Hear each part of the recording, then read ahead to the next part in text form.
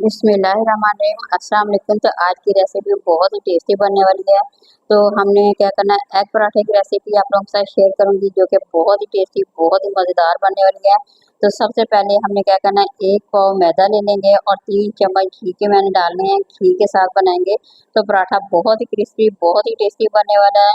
और ये रेसिपी इतनी टेस्टी और इतनी मज़ेदार है, यकीन करें बच्चों को अगर आप ब्रेकफास्ट बना के देते हैं तो उन्हें बेहद पसंद आने वाली है।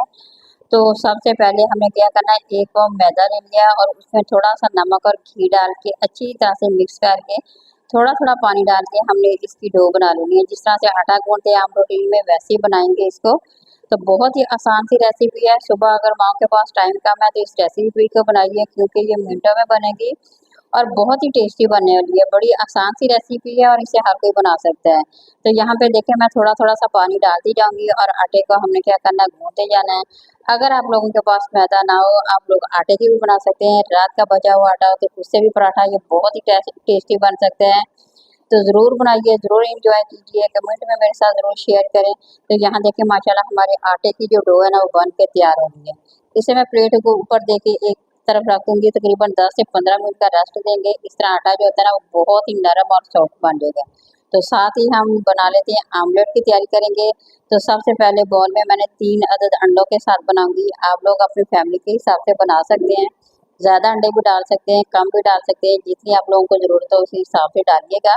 तो मैं यहाँ पे 3 अदद अंडे डाल के उसी से बनाऊंगी। ये एक मैंने प्याज ले लिया, ब्रीक चॉप करके वो डाल देंगे इसमें। थोड़ी सी इसमें हमने ना सब्ज़ मिर्ची होती है, तकरीबन 4 सब्ज़ मिर्ची ले लें।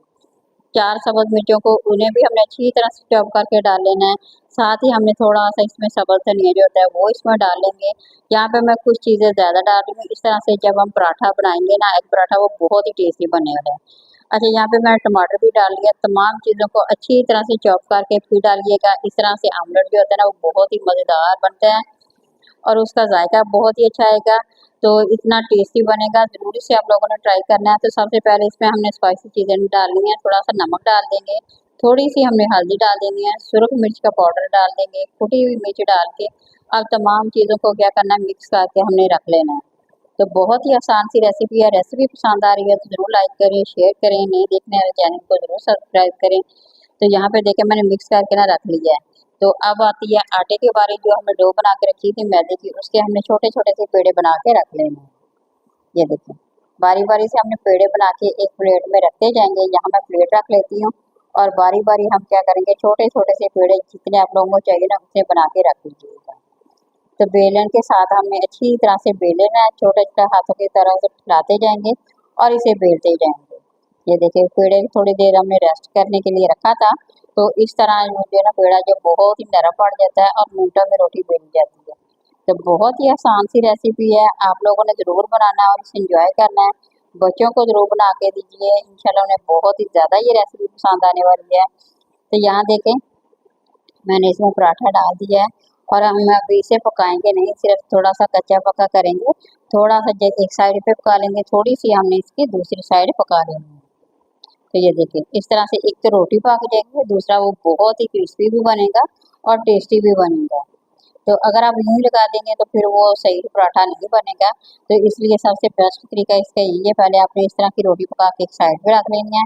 अब पैन हमारा खाली हो गया, तो अब हमने क्या करना है, इसमें ना थोड़ा सा ऑयल लगा के इसमें जो आमलेट बनाया था वो हम इसमें डाल देंगे। जितना आप लोगों को ज़्यादा पसंद हो तो ज़्यादा भी लगा सकते हैं, अगर कम पसंद हो तो आप लोग थोड़ा सा कम भी लगा सकते हैं।